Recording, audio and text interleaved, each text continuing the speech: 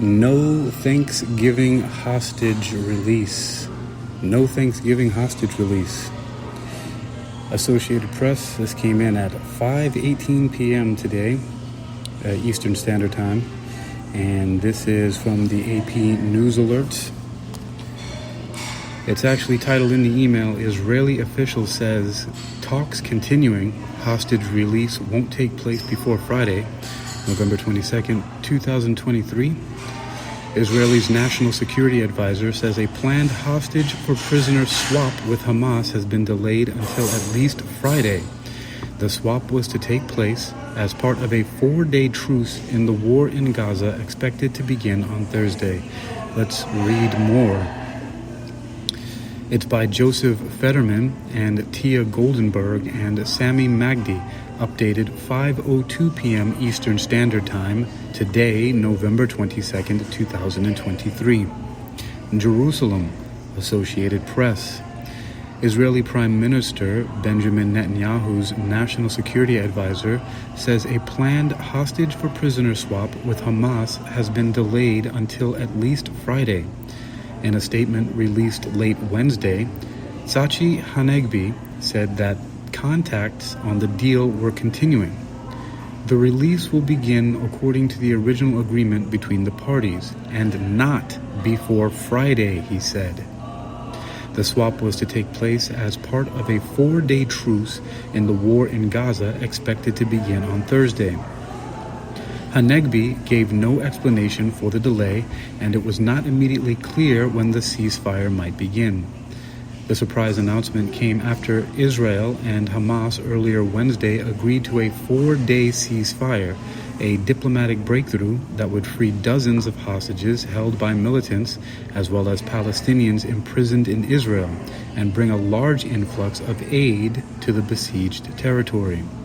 The truce raised hopes of eventually winding down the war, which was triggered by Hamas's October 7th deadly rampage into Israel. Reportedly, now in its 7th week, the war has leveled vast swaths of Gaza, fueled a surge of violence in the occupied West Bank, and stirred fears of a wider conflagration across the Middle East. But Prime Minister Benjamin Netanyahu, joined by the 2 other members of his special war cabinet, told a nationally televised news conference that the war would resume after the truce expires. Israel's goals are to destroy Hamas's military capabilities and return all 240 hostages held captive in Gaza. I want to be clear. The war is continuing. The war is continuing. We will continue it until we achieve all our goals, Netanyahu said, adding that he had delivered the same message in a phone call to U.S. President Joe Biden. He also said he had instructed the Mossad spy agency to hunt down Hamas's exiled leadership wherever they are. Israeli troops told much of northern Gaza Israeli troops hold much of northern Gaza and say they have dismantled tunnels and much of Hamas's infrastructure there.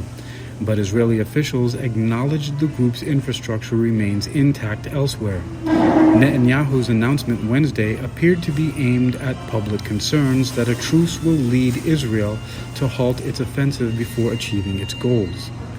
Just days before the truce, Israel said it was determined to take its ground offensive to the south, into the south.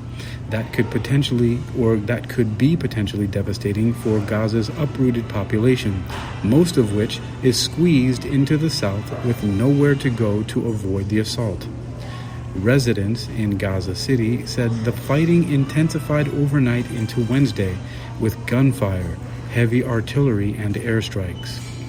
Apparently, they want to advance before the truce, said Nasser al-Sheikh, who is sheltering with relatives in the city. Palestinian militants continued firing rockets at Israel throughout the day without causing casualties. The announcement of the truce capped weeks of indirect stop-and-go negotiations to free some of the roughly 240 hostages taken by Hamas and other militants during their October 7th raid. Egypt and Qatar, along with the United States, helped mediate the deal. 50 hostages will be freed in stages in exchange for the release of what Hamas said would be 150 Palestinian prisoners. Both sides will let go women and children first. I said Hamas, sounds like hummus. Hamas. Truce deal, let's see, we got a ceasefire agreement between the Hamas militant group and Israel has been confirmed. Point. The Israeli government said that under the deal, Hamas is to free over a 4-day period at least 50 of the roughly 240 hostages taken in its October 7th attack on Israel. Point.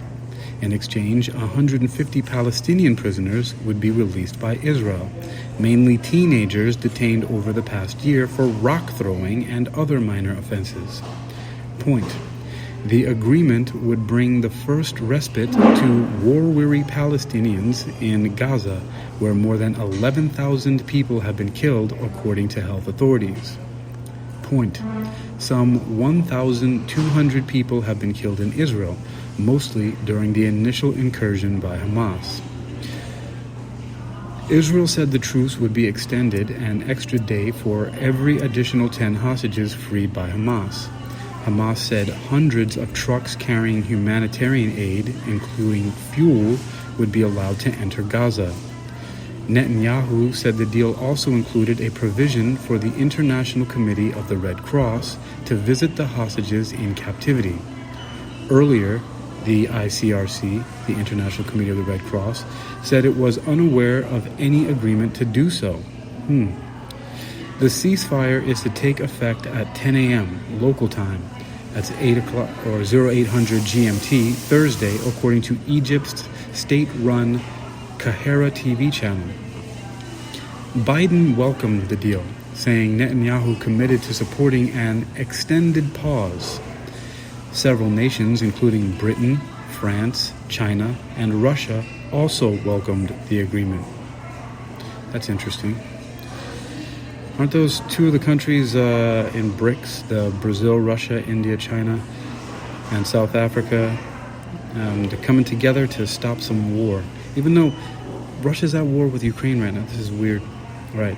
Continuing, Qatar's Prime Minister Sheikh Mohammed bin Abdulrahman Al Thani said he hoped the deal would eventually lead to a permanent ceasefire and serious talks on resolving the Israeli-Palestinian conflict.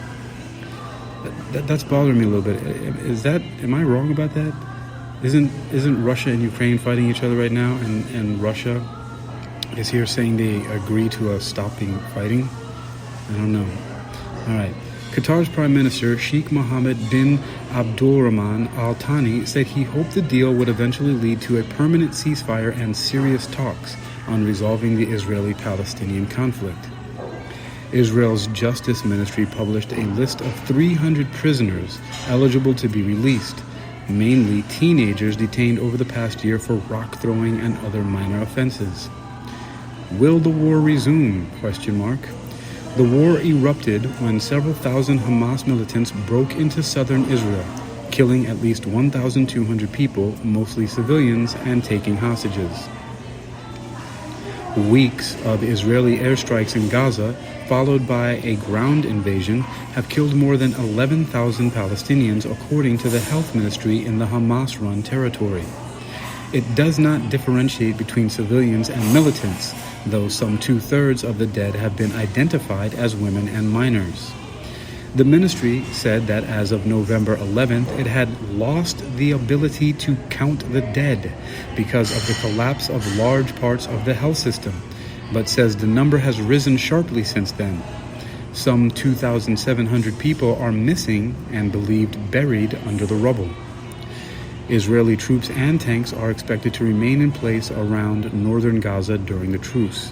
Israel says it has killed thousands of Hamas fighters, though it has presented no evidence for its count. Hamas, meanwhile, will have a chance to regroup.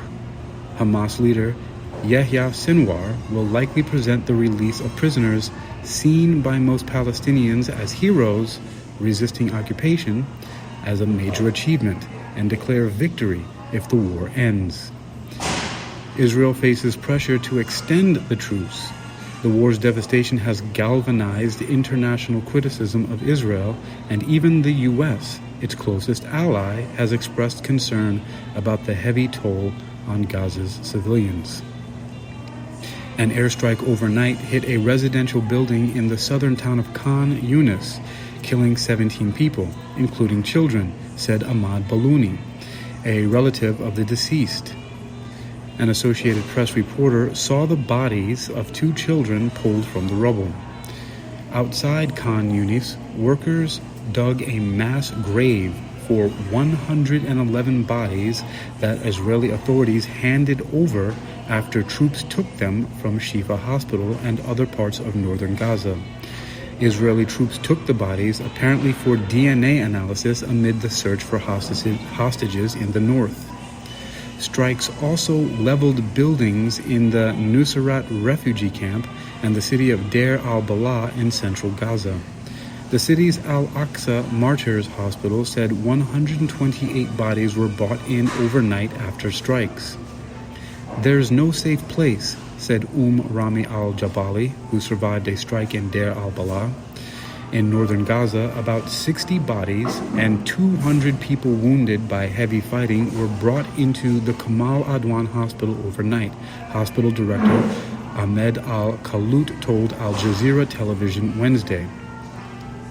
Over 1.7 million Palestinians have been displaced in the war. Many, if not most, will be unable to return home because of the vast damage and the continued presence of Israeli troops in the north. The ceasefire deal promises an increase of aid to the south, bringing some relief to hundreds of thousands who have struggled to find food and water. Israel has barred imports to Gaza since the start of the war, except for a trickle of aid entering through Egypt's Rafah crossing.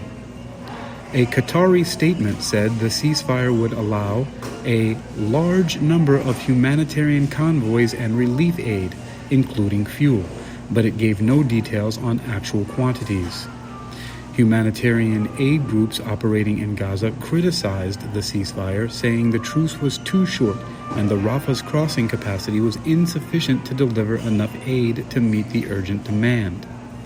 At a UN school turned shelter in Deir al-Balah, packed with families living in classrooms or ramshackle shelters set up in the yard, Amal Mahmoud said her family from northern Gaza was dispersed across the territory.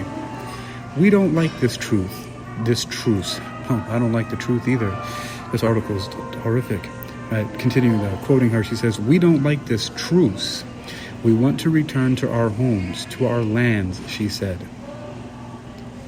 Deal could divide Israelis. The return of hostages could lift spirits in Israel, where their plight has gripped the country. Families of the hostages, who include babies and older adults, have staged mass demonstrations to pressure the government to bring them home. But they could also find themselves divided as some hostages are freed and others not. Ofri Bibas Levi, whose brother, sister-in-law, and 2 nephews, aged 4 and 10 months, are among the captives, said the deal puts the families in an inhumane situation. "Who will be released? Who won't?" she asked. "No matter which way it happens, there will still be families that will remain worried and sad and angry." Goldenberg reported from Tel Aviv, Israel, and Magdi from Cairo. Associated Press reporters Najib Jobain and in Khan Yunis, Gaza Strip, Wafa Sharafa in Deir al-Balah, Gaza Strip, Melanie Lidman and Isabel Debray in Jerusalem, John Gambrell in Dubai, United Arab Emirates, and Darlene Superville in Washington contributed. That is, no hostages released for Thanksgiving. Titled, Israeli Official Says Talks Continuing, Hostage Release Won't Take Place Before Friday, by Joseph Fetterman, Tia Goldenberg, and Sami Magdi. Updated 5:02 p.m. Eastern Standard Time. That's today, November 22nd, 2003. So that was less than an hour ago. Israeli official talks continuing. Hostage release won't take place before Friday.